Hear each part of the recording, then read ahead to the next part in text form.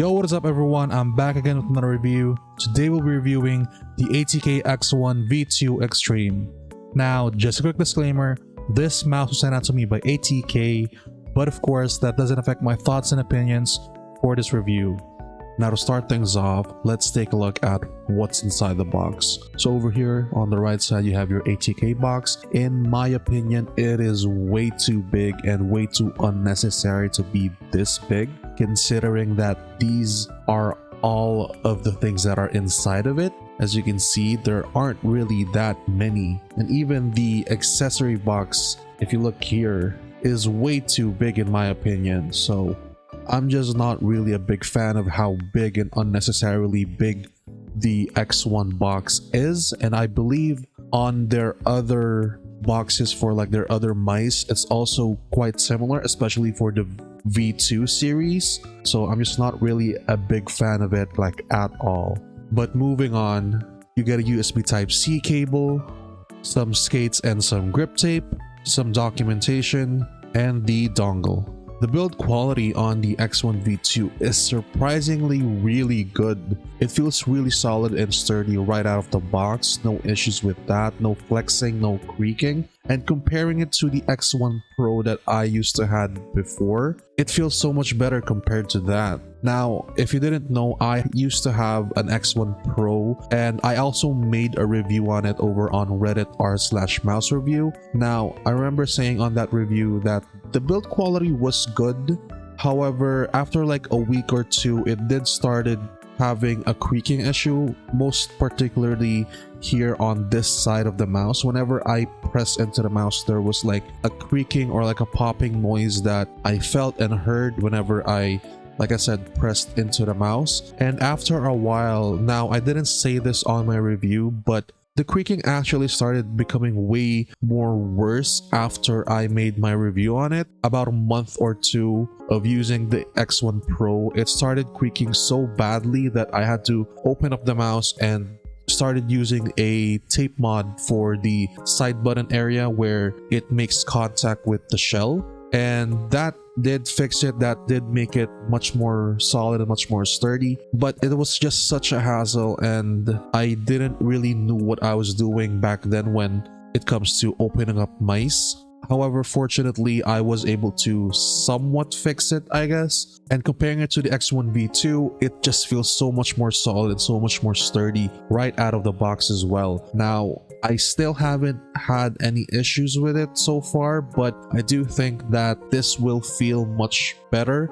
than the X1 Pro that I used to have. Now, it was one of the first few batches, so I'm not really sure if it was just because of the batch number or like the batch itself. Now, I'm also not really sure on the current batches and the future batches on the X1 V1, or at least the X1 Pro V1 being much better than what I had before, but I'm hoping that they are, since it's pretty much been over a year now since I reviewed that mouse, since I used that mouse. So I'm just really hoping that they have fixed it, but fortunately they have fixed it on the X1 V2, and I'm really happy on the build quality on this thing. Now, for button wobbling, there is a little bit of button wobbling, as you can see, and there is also a little bit of switch grinding if you press into the mouse and start moving it a little bit, but it doesn't really bother me at all. It's not to the point where it actually feels annoying and it actually feels really bad. There is a slight bit of switch grinding, but luckily it doesn't really affect me at all. And overall, it's still a very good build quality mouse. It's still a very good solid mouse, and I really do appreciate that ATK has fixed the issue on their old X1 shells. Now moving on to the bottom layout, over here on the right side you have your on and off switch. Click it up to turn it on, click it down to turn it off. You also have your full-size skates at the top and bottom over here, which is so much better in my opinion compared to the old X1 Pro. If I remember correctly, the X1 Pro had corner skates, which were okay, I guess, but in my opinion, I just prefer having a full-size skate area for the skates, obviously. But moving on, you also get a sensor skate area for the sensor, obviously. Now moving on to the skates of the mouse. As you have seen, or as you can see as well right now, I didn't really change the skates on this. I do think that the skates on the X1 V2 are pretty good. They do feel quite similar to the new MCHO skates on the L7 Ultra Plus that I've also reviewed here on my channel, and they pretty much just have a very nice and smooth glide. Overall, better than the old PTFE skates that they used on the original X1 Pro, or even the R1 Pro Max that they have, or I'm pretty sure they still have currently right now on their website. I'm not a really big fan of those kinds of skates. They felt really slow and felt really muddy after a week or two of using them, and I had to resort to using aftermarket skates, or in my case before, dot skates, to just make it feel much better for me. And in my opinion, there is no need to replace these skates on the X1 V2 unless you prefer aftermarket skates or dot skates in general. Now moving on to the coating, as you can see, the one I have is the X1 V2 Metallic Red Edition. Now it does look quite similar to the Viper V3 Pro Sentinel Edition. I think that that's the inspiration to ATK doing this style of colorway. Now, this is my first time trying out metallic coatings, so I'm not really sure how it is compared to other metallic coatings, but it is quite decent in my opinion. It does get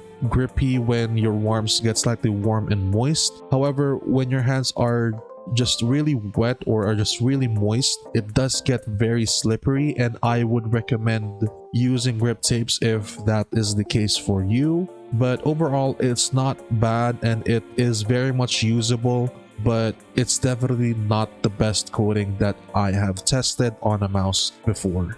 Now moving on to the performance. The performance on the X1 V2 is actually pretty good. The sensor feels really responsive, no issues like sensor skipping or anything like that.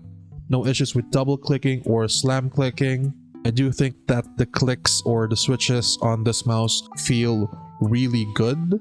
I think they're called the ATK Swiftlight optical switches. Now I'm not sure if those are just Omron optical, since as you can see I didn't really open this mouse up, but they do feel quite similar to Omron opticals, maybe even a little bit better. Not really too sure, but they are very well implemented on this mouse. I do like the feel of the switches here, especially the sound. It feels really nice and pingy. And then moving on, the biggest issue that I did however had on the X1 and even on the X1 Pro before was the sensor position being too low. Now over here I have the Viper V3 Pro Gengar Edition, and if you look at them side by side, actually they don't really look too different from one another, I guess. But I'll also pull up an elo shapes on the screen right here or whatever. But basically the sensor position on the X1 V2 is much more lower than the Viper V3 Pro, and that makes it so that my movements just feel a little bit slower. I'm not really too sure if that's just placebo, but personally I just prefer sensors that are pretty much in the middle of the mouse, or maybe even slightly higher. So kind of similar to say the Unius Black Lotus, or maybe even the OP1, where the sensor is a little bit more higher, or at least compared to other mice out there. And overall, I still think that this is still a very good performing mouse, just not a fan of that low sensor position at all. Like I said, my movements just feel a little bit slower, and it's just so much harder considering that this is how I grip the mouse, or at least I want to grip the mouse. As you can see, like my thumb doesn't really fully line up with the sensor. I prefer my thumb being slightly below the sensor, which is also similar to how I grip the OP1 even, like my thumb just being slightly below the sensor, or like at least at the bottom part of the sensor. And here on the X1, it's either above the sensor or just practically lined up with the sensor. But overall, like I said, it's still a very good performing mouse, just not a big fan of the lower sensor position on the X1. Now moving on to the shape. Now from what I know, the X1 shape is the OG Viper V3 Pro clone, or at least one of the very first ones to actually clone the Viper V3 shape. I really loved and enjoyed the shape back then when I had the X1 Pro.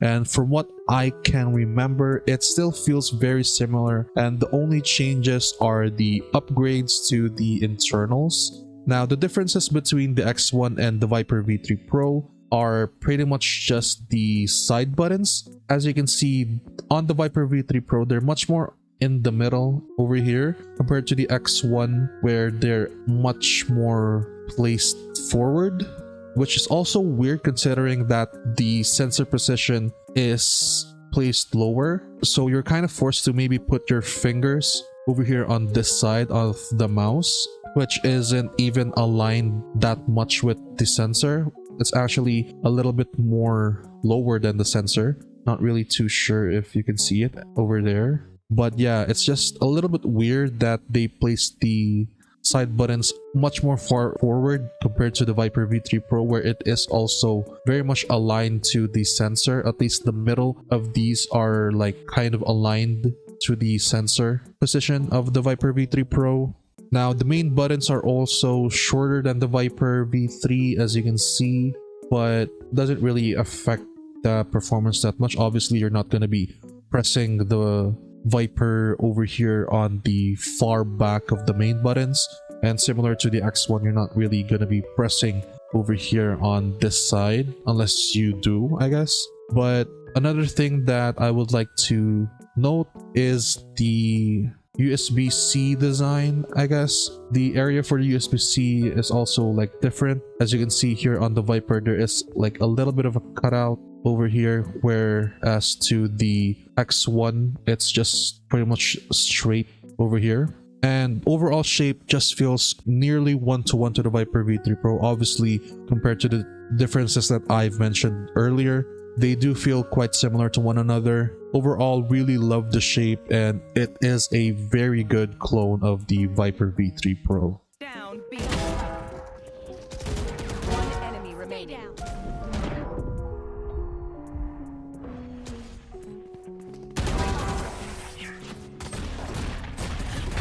Enemy kill.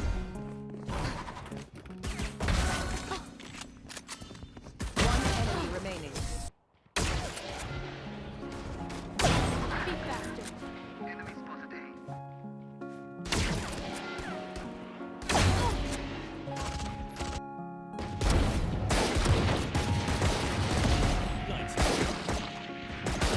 One enemy remaining.